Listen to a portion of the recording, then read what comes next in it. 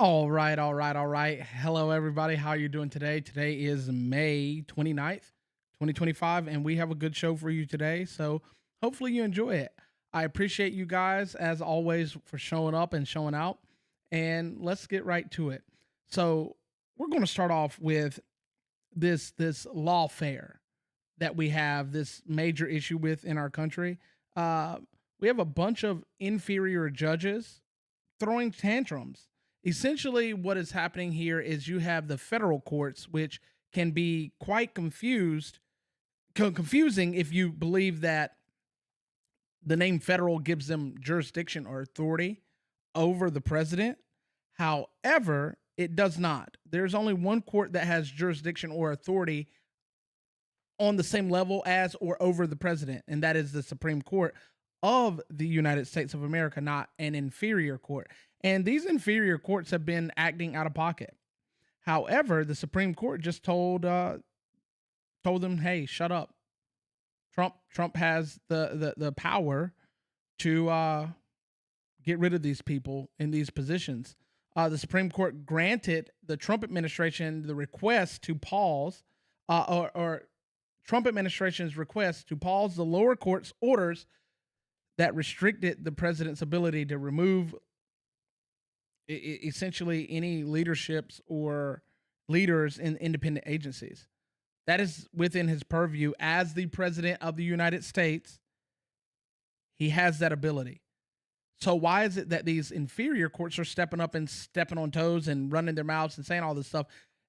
Time and time again, SCOTUS has shut this crap down, and they just need to outright say, hey, you do not have the authority to say anything to the presidential office. Stop.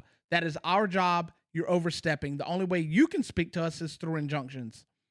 And then if we see it has merit, then we'll step up and stop whatever you're wanting to have happen. But really and truly, these lower courts are acting like children, throwing tantrums. So the independent agencies that are affected by this ruling specifically pertain to the heads of two independent agencies following or allowing Trump to fire them without needing to provide cause. Really and truly, he's the boss for that. He can fire if you want to. And the problem is these people are being protected by a system that it shouldn't be protected by. And Trump is trying to clean house so that the government can run more efficiently. In a legal context, the decision raises significant questions about the balance of power between the president's office and any other body. However, any 3 or 4 letter agency under the executive branch is under his purview. So I'm quite perplexed as to why they keep popping off at the mouth and saying stuff. And it doesn't stop there because we have a Korean-born judge. Nothing wrong with someone being Korean-born, but they were not an American-born judge, telling Trump that he has to rehire all of the DOE employees. A federal judge in Massachusetts issued this preliminary injunction blocking the president and the U.S. Education Secretary Linda McMahon, or McMahon, or however you pronounce her name, from proceeding with the mass layoffs of the DOE. Now, the problem here is this is, again, an overreach of power. They're not supposed to file an injunction with the executive branch. They're supposed to file an injunction with the Supreme Court, and then they step in and say something. And it's just frustrating because this continues to happen, and it's really not doing much of anything at all, if you want me to be honest, because they turn around and give him the green light to do these things. They check the constitutionality and like, oh, it's good, go. And it continues to happen, but it's slowing down progress, and progress is what we need, and we need fast progress in this country. The ruling mandates that the Department of Education must retain approximately 1,300 employees who were previously laid off. This decision makes significant impact because they believe that it slows down the Department of Education's ability to function. Really and truly, the Department of Education is a tick that is leeching off of the United States taxpayer and giving us Lyme's disease because we don't get any of that money back. None of our kids are really benefiting from this. And if we get rid of some of these employees, all these chiefs and heads of departments, what would happen is they would run more efficiently and actually let the programs that are in place that the Department of Education disperses money to run how they're supposed to, and everything will be copacetic. The judge's order highlights concerns that the layoffs would hinder the department's ability to support essential functions, and particularly those related to special education. It won't, because we have all of these programs in the United States already that function for special needs. There's state programs and there are federal programs. The DOE actually has little to nothing to do with the federal programs for that. So it's funny, but we continue down this line with an Ohio judge who tells Trump he must return all of those deported to South Sudan now. It's crazy. And the DHS goes in to try to kind of sort of clean this up. They hosted a press conference to clarify and address what they described as a misleading report by the media. And this is what they do. They spin these little narratives, these little Charlotte's Web's narrative, where they write in what they want. And people are, oh, God, oh, it's a writing spider. Oh, we must listen to the spider and what it says. No, you're stupid. You don't listen to the spider. It's a spider, not a human. And the media is essentially a spider. It's a bug. It's a parasite that is twisting stories to make the people who don't know any better. And I don't really want to call them dumb, but fundamentally they are ignorant because they don't do their due diligence. They don't do what's necessary to go out there and fix what is being told to them so that they know better. And it is a fix, because if you continue to listen to the system will keep you broke. So the DHS focused on emphasizing the importance of accurate reporting, stating that the media's frenzy had created a misconception about the nature and the purpose of these deportations and these flights of deportations. But what's really, really funny is that Kristi Noem jumped in here, and she ran the fade with these people. And so did Marco Rubio. But let's take a look at some of the people deported to South Sudan. These are the people that they're trying to protect, that they're trying to keep in the country. So this is just one page, and it gets worse. Look at some of these actions. Look at some of they've been arrested previously. You had convicted of lascivious acts with a child. That sounds like pedophilia, right? And they want to keep these pedophiles, rapists, and murderers in our country. Trump says, no, you got to go. It gets worse. The list continues. Look at that. Convicted of homicide and armed robbery. Convicted of attempted first-degree murder with a weapon, sentenced to 4 years in confinement. Strange. It still goes on. Man accused of sexually assaulting developmentally disabled woman. Woo! The Democrats are protecting these people. Very strange. Oh, there you go. There's another one. And these are all people that you can go look up and look into and find out about. But the Democrats don't want you to know about it. They rather protect the scum than protect you. It's clear, because they will, if you go to court, throw the book at you whilst ushering the illegals right out the back door to escape ICE. Problematic. Very, very problematic. And it continues to be problematic even in our higher education system. Harvard is at it again. Madeline Rivera has the latest from Washington. A hearing on this case is scheduled for next week. Hanging in the balance are the fates of roughly 7,000 students whom Harvard says might have no other option but to transfer to another school. It's a general feeling, I would say, of being in a sort of limbo towards what we can expect. It puts in jeopardy the legal context of thousands of students, and it also affects what the future plans and ongoing plans are for many of the ones studying in this institution and the ones planning to come. The standoff between Harvard and the Trump administration is coming to a head after Homeland Security Secretary Kristi Noem demanded the school last month to turn in the records for foreign students who participated in, quote, illegal and violent activities. Noem says the university did not comply, so she revoked its ability to enroll international students. She maintains the government is holding Harvard accountable for fostering violence and anti-Semitism, and that the action should be a warning to all universities. Here's President Trump. We're taking a look at a lot of things, and as you know, billions of dollars has been paid to Harvard. How ridiculous is that? So Harvard's going to have to change its ways. And so are some others.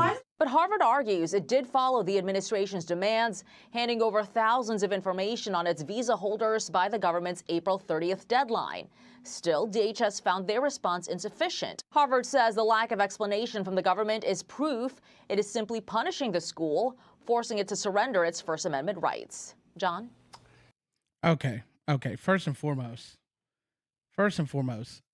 when you comply properly. These people are not complying properly. They're just sending out information in hopes that it just goes away. Trump is not going away on this, and nor should he. So Trump is removing the grant money from Harvard due to foreign exchange student threats. The revocation means that Harvard will no longer be able to enroll international students, new international students, and nor should they be, because they're harboring terrorists, people that are known connections to the CCP. We've had plenty of issues, if you've been watching the show for any amount of time, where we see how the CCP has infiltrated our country, whether it be through police departments in the new NYPD or our military out in Oregon, or right here in our very own universities where they're giving out this information. It's crazy. And what I find funny about it is that nobody says anything. But DHS is on it after Trump has cut this information from them, or the funding from them. DHS got involved. The Homeland Security, Secretary Kristi Noem, which they mentioned earlier, went on to emphasize how that the information that they received from Harvard actually isn't exactly what they asked for. They just gave them generalized information, and this is why Trump is pulling the funding. The loss of certain certifications may lead to challenges later for Harvard, but who cares? Who cares? You should be American first and everybody else second. That's how that works.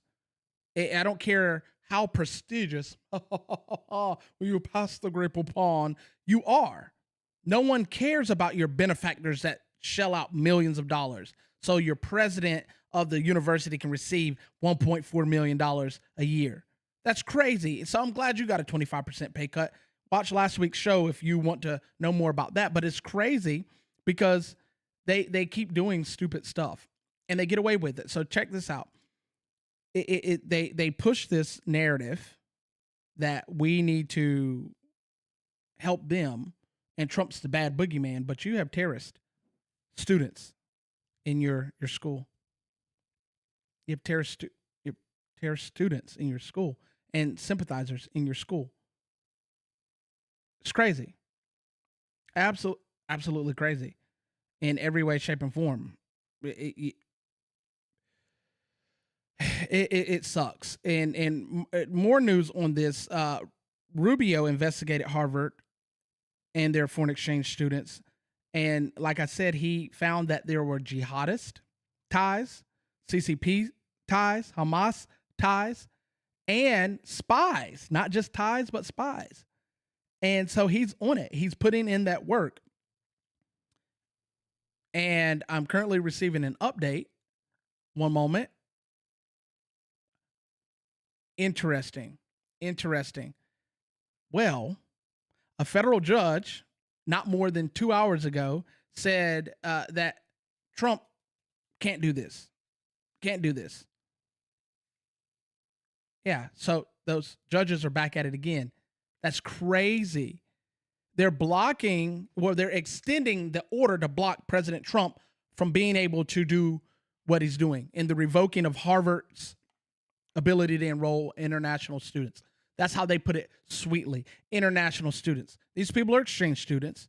They're not American. They don't have any devotees to America or really any ties other than coming to a prestigious university to America. Interesting. So these bleeding heart judges, these activist judges, continue to step in and step on Trump's toes and usurp their faux authority. I call it faux authority because they don't really have any. And guess what's going to happen? Trump's going to win this too. He's gonna win this too. You're not going to win. You're just slowing down a freight train that has no stop. He has broken the controls of this train to stay and go. And I like it. I like this bull method because we've been passive for too long. And as these students get the Knicks or the ban, I'm proud of New Hampshire. New Hampshire is putting in that work. Check it out. This is something you campaigned on. So is this promises made, promises kept in a way? It is. I campaigned on making sure that we would not have sanctuary cities here in New Hampshire, and we don't want to go the way of Massachusetts that has had $1 billion illegal immigration crisis. So today, I was proud to sign 2 bills that ban sanctuary cities in New Hampshire, but also allow cooperation between all of our law enforcement and federal immigration authorities to make sure that we keep our state safe, that people who are here illegally, and if they commit a crime, that we can cooperate with those federal authorities so that they leave New Hampshire and we keep our state safe. Is this another sign of New Hampshire cooperating with the new administration?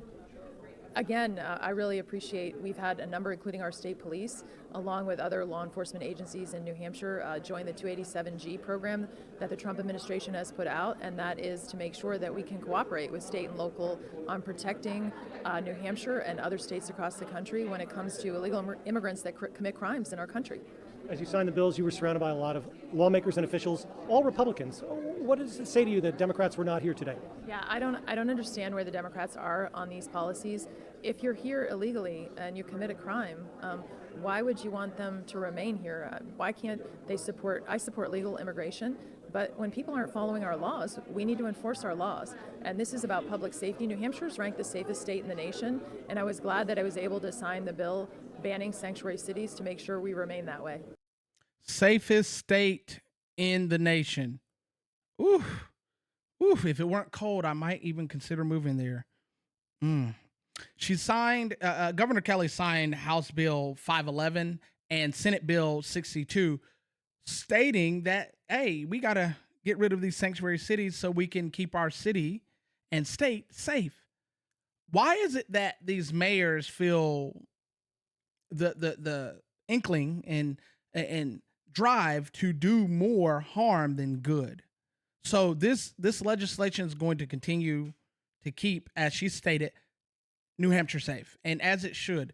And I'm proud of her because she's putting her foot down. And she says there will be no sanctuary cities here, nor should they be.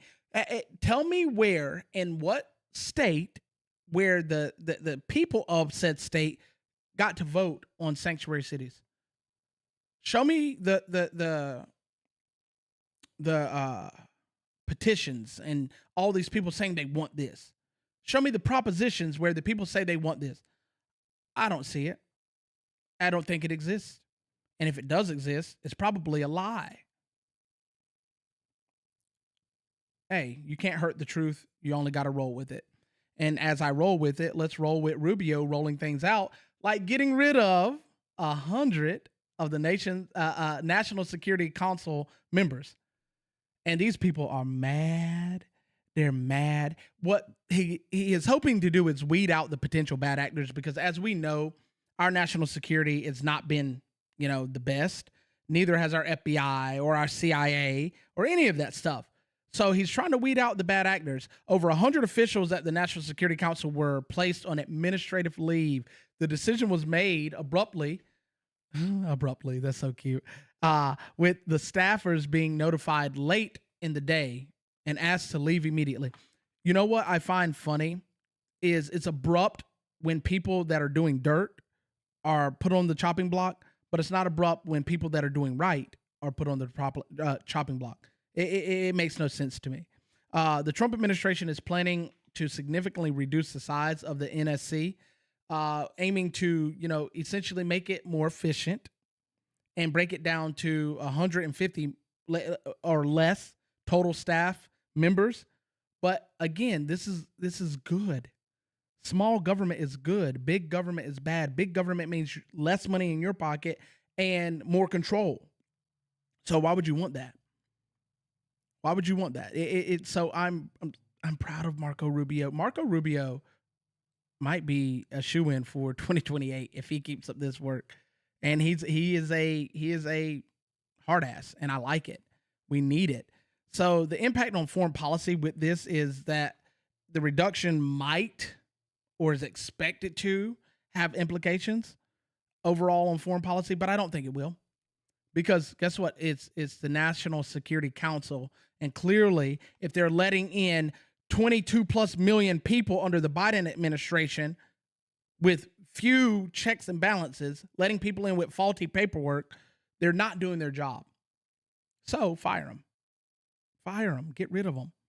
Most of these people that were coming in were either mules or drug addicts or drug dealers. And you can say, oh, most of them are coming for the goodness and the kindness of their heart. Most of these people don't get to that place, to the border, without running into a mule or two, where that mule says, if you want me to help you get here, you got to run these drugs for me. Just like any other drug dealer, the White House is reopening the investigation into the cocaine. I love me some Dan Bongino. Check it out. I'm just asking again, can we just say once and for all whether or not the cocaine belonged to the Biden family? So, a couple of things there. He mentioned the Hatch Act because the question was posed to him in. So she got stuck. She was not expecting that question.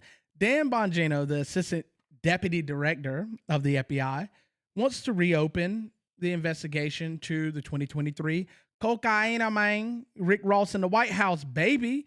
And it's beautiful. It is not want to, he already has. I apologize. The FBI announced that they're going to reopen it. And this should be what you want. Should be what you want, to find out answers that we weren't given under the previous administration, because we know whose cocaine that was. It's the same man that did a whole segment of where he crawled on the ground picking up, what do you call that stuff? Parmesan cheese, as he called it. He crawled on the ground picking up Parmesan cheese, trying to get some fix. The FBI is also reopening the Dobbs investigation with the Supreme Court, where they leaked information from the Supreme Court. So we're getting a 2-for-1 special. It's beautiful. It's absolutely gorgeous to see our country actually doing what they're supposed to be doing. It's no longer this sideshow where people get to do what they want in our country and get away with it with no repercussions. It's a beautiful thing, a very, very beautiful thing to see our country actually doing what it's supposed to, especially the FBI, because they're supposed to be investigating the federal, not the state. We have SBI, State Bureau of Investigations, but they're investigating the federal. It's a great thing. And the Democrats are scrambling in our next segment. They're scrambling to figure out how they can fix and save America. They declare that they're going to win young males back. They declare that they're going to win and get them and make things happen on their behalf. And they have David Hogg leading the way on this. David Hogg, good old David Hogg. If you remember him, he's the kid from the pew-pewing, as TikTok says, or shooting back in the day. This is probably one of the most cringe segments. Give me 1 second.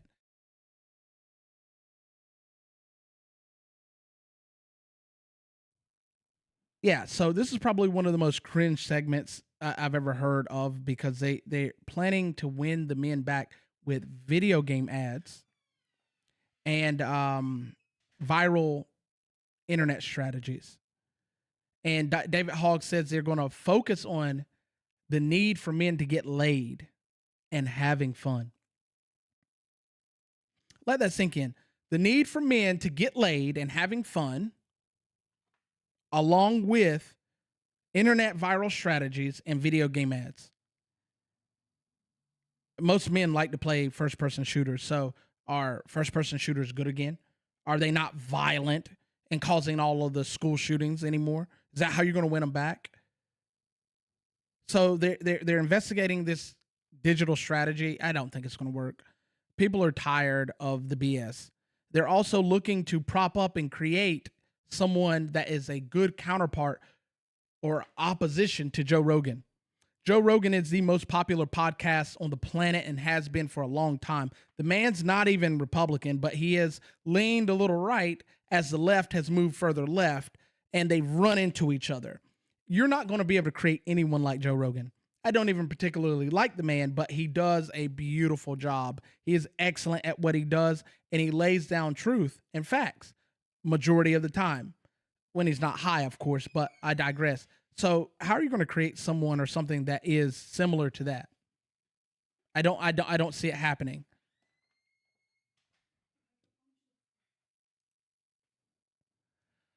In our next segment, put it in reverse, Terry. Put it in reverse. The View and ABC are backing out of downing the Trump administration and other things in the government. They're putting their foot in their mouth and shutting up, as they should. The ABC executives, including Disney's CEO, have reportedly urged the host of The View to tone down the anti-Trump rhetoric and the anti-Republican rhetoric on their show. The host of The View have pushed back against the feedback from their bosses, saying, oh, we should be able to speak how we want about who we want. But they don't understand the political backlash that's going to take place in this continued downing of the Trump administration and Republicans, because it's only going to affect the bottom line and the views of ABC. So I'm very interested in seeing how this ends up playing out in the long run. I don't know. We'll see. But ABC's probably going to be on the chopping block next if they continue with the anti-Trump rhetoric. In our next segment, however, Seattle's mayor's pretty much the anarchist antichrist. He blames Christians for the counter-protest of Antifa. So people that set up the protest, get the permits to protest, do what's necessary so they can protest, go out and do it peacefully, I might add. And Mayor Harrell comes out publicly blaming all of those Christians at their public protest that they got the permit for that was peaceful, and said that they were inspiring violent anarchists to come in and shut them down by what he characterized as a far-right rally event.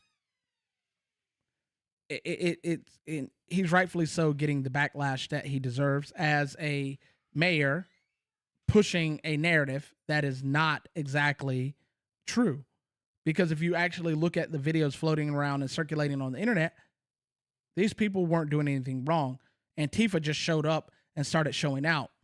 So they also have the FBI now investigating this situation following the mayor's remarks, because they said it just didn't sit right, because nobody had torches or tiki torches or bats or weapons or anything. They didn't even form an autonomous zone. There was no chop chaz. These people just came out to protest some stuff. And Antifa showed up and showed out. The organization's response to the Christian rally has really been good, because a lot of people are rallying around them and saying, hey, we get that we might not agree with this, but what you're doing as a mayor and what Antifa is doing is not right. So maybe there might be a potential spark happening in Seattle, Washington, that might set ablaze the entire state to where people are actually getting back to normal. That's what it really boils down to, because America needs to get back to some normalcy, and we're not able to. Not how we want to anyway. In our next segment, the American bomber. A U.S. citizen was arrested at the Israeli embassy for planning and plotting bombing, the area in Tel Aviv. Joseph Newmayer, I think that's how you pronounce his name, a 28-year-old dual citizen, U.S. and German citizen, was arrested at the John F. Kennedy International Airport by the FBI special agents. And what's crazy is these people are plotting and planning and making these moves to destroy ties with places in the name of what? He was found in Israel with a backpack with explosive in it. So this wasn't just like him planning it. He was going through with the plan. And he was going to put it next to the embassy and, do what a bomber does and blow it up. So Newmayer faces serious charges, including an attempted firebombing of a U.S. embassy in Israel. He has allegedly made threats to assassinate the president of the United States and expressed his intentions to burn down the embassy. If you think that this rhetoric is okay, that it is all right for these people to continue doing these things and saying these things online, I would bet that you don't have a pot to piss in with common sense. And I think the FBI with Kash Patel and Dan Bongino should make a crackdown like the United States has never seen before. Because why are these people able to use their free speech about the harm they're going to cause? And I'm fine with freedom of speech, but these people are not making freedom statements. They're making threats. And actually, some of these weirdos are actually following through with the threats. So it's time that America cracks down on this crap, because I'm tired. I know you're tired, and you really, really want to get back to some normalcy. In the light of making things more normal, the Pentagon has pretty much formed a small town on the border. The Pentagon approved 1,500 more soldiers being sent to the border, because if the military's there, the cartels probably aren't. Because the difference between having ICE and other agencies on the border is that they're not totally respected, but the military can knuck if you buck. So now there's a total of 10,000 active U.S. military members at the border right now, today. And it's pretty much a small town. And it's a beautiful thing to see that America is actually shoring up its own border. Whereas we could have done this a long time ago. We saw that Trump already turned the buffer zone of our border into a militarized area, which gives him the ability to now send in troops and shut the show down. And this is why the numbers keep dwindling of illegal crossings. It went from over 200,000 a month to 8,900 in his first month. So with the total troop count of being around 10,000, I hope they send more. And we can do what the Constitution says that the government's supposed to do, is defend the land, defend the border, and we can keep it moving. And it's not costing us any extra money. This is already allocated in the budget. So I'm definitely here for it. Trump also continues to make big swings and big improvements with an attempted FEMA reform. FEMA is potentially being reported to be reformed to be able to make a move on red tape, because a lot of red tape prevents FEMA from actually doing what they need to do, where, they got to go talk to Congress and ask for this and ask for that. Even money that's already been allocated, they have to ask for it. And Trump also approved disaster relief for 8 additional states that are in a high risk area for natural disasters. Through his declaration, we're going to see a lot of changes, which hopefully will help out states all around the country when there's earthquakes or fires or hurricanes or tornadoes. Arkansas has gotten absolutely pounded this year with tornadoes, And if you remember Hurricane Helene, North Carolina got devastated. And California's on fire almost every year because they don't do the proper underbrush burning to prevent this. And then you have a governor that sends the fresh water to the fish. What kind of... Nah, I'm not going to do it. We're going to just keep it moving and keep it happy. Got to keep it moving, keep it happy. In other news, and this is actually big news, the U.S. has a tiny ship complex. America isn't the dominant force or the sea superiority. You know, air superiority, sea superiority. We don't have it. We don't have it. China has made more naval vessels than the U.S. Sure, we have, you know, qualitative advantages on the sea. However, we don't have the numbers. And if anybody knows anything, if you have enough numbers, you can wear out anyone. Ukraine found that out the hard way with Russia. So China has 700 on ocean-going vessels right now. The U.S. has 300 in shipyards. Like right now, they have 700 vessels floating around the sea. We have 300. And in 2023, they had 1,700 ships on order for the U.S. shipyards. For China, we had 5 total. So we're massively outnumbered, and while we do have an advantage in intelligence and, you know, technology, China essentially could just wear us down over time. And I'm proud of Trump for pushing, you know, having more ships built and having them done in America. But it would be nice to have some of our allies build them because they can build them cheaper and faster than we can. You know, the whole tariff thing, but it's really not even about tariffs. Japan is one of the allies of ours that can build these cheaper and faster. So why is it that we're running this game with these red tape that Congress has put into place? And I think it's the Jones Act or something like that. I didn't grab that for this segment. I should have. My bad. I dropped the ball on that. But there's an act that prevents us from allowing our allies to make our ships. There's an act that prevents anyone outside of America from making our ships. But we're behind the 8 ball and we're going to miss. We're shooting with a bamboo reed instead of a pool cue because China is going to dominate the seas. We already see them making major moves and proclamations over areas in the South China Sea, moving closer to the Philippines where we do joint naval exercises.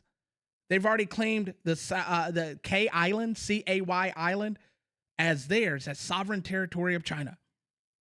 What are we doing, America? Remove the red tape, get rid of the act, let Trump do what he needs to do so we can get ships on the sea, so we can, you know, not just have air superiority, we can have sea superiority. Because that's the only way China could potentially ever harm us outside of, you know, the technological world is the sea. And they could send ship after ship after ship and wear us down, wear our munitions down. And before you know it, we're in trouble. And if, God forbid, if some other country joined, we're definitely in trouble. So let the ships be built. I'm tired of the tiny ship complex. I want to be big again. And you know what happens when you touch our boats. In other news, Elon is gone. Everybody's happy. Everybody's happy. Everybody's happy. Elon is gone. But they're not just happy that Elon is gone. They're also happy that Elon is gone and he doesn't like the big, beautiful bill. Elon announced as he was stepping down, he wasn't stepping down. He only had 180 days as a special employee of the federal government where he could stay. And he either would have to drop his businesses and stay or leave. He chose to leave because what person in their right mind that's worth $450 billion would stay on the federal government for chump change? He's already done what's necessary to keep it going, but he's stepping back as they permit or as they project on the media, even though he had to. Why not just be honest? He had it only 180 days, and he had to step down. Why not be honest about that? Why make it out to be like he is doing this by choice? He had no choice. But he said that Doge is going to run as it's supposed to because he no longer really needs to oversee it. He has done what's necessary and can let the baby go. But the people are really, really happy that he's talking about the big, beautiful bill in a negative light. He criticizes Trump's agenda with the big, beautiful bill, and he ended up voicing that he's disappointed in regarding to the legislation that Trump has pushed, and he's repeatedly criticized it. He doesn't think it's going to work. However, something needs to break in this country, and we need to get Congress under control. And this is the way we start. Make the cuts that are necessary.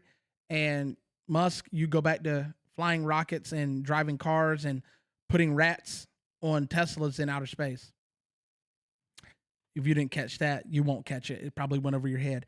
But I'm in full support of this potential happening right here, or actual happening here. I'm in support of it because it shows that we're not all hive mind and all beholden to Trump.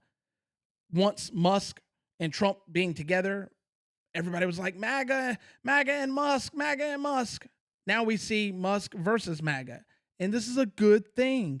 It shows that there is not this tribalism where we can't hold each other accountable or disagree with each other. I personally have some qualms with the big, beautiful bill, but it is something that is necessary. Or do you want the government to shut down and them not do anything and nothing gets done?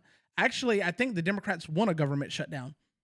I really do. I think some of the Republicans do as well, because a government shutdown would cripple and neuter Trump in his actions, but he would EO his way out of it and force them back into doing their job.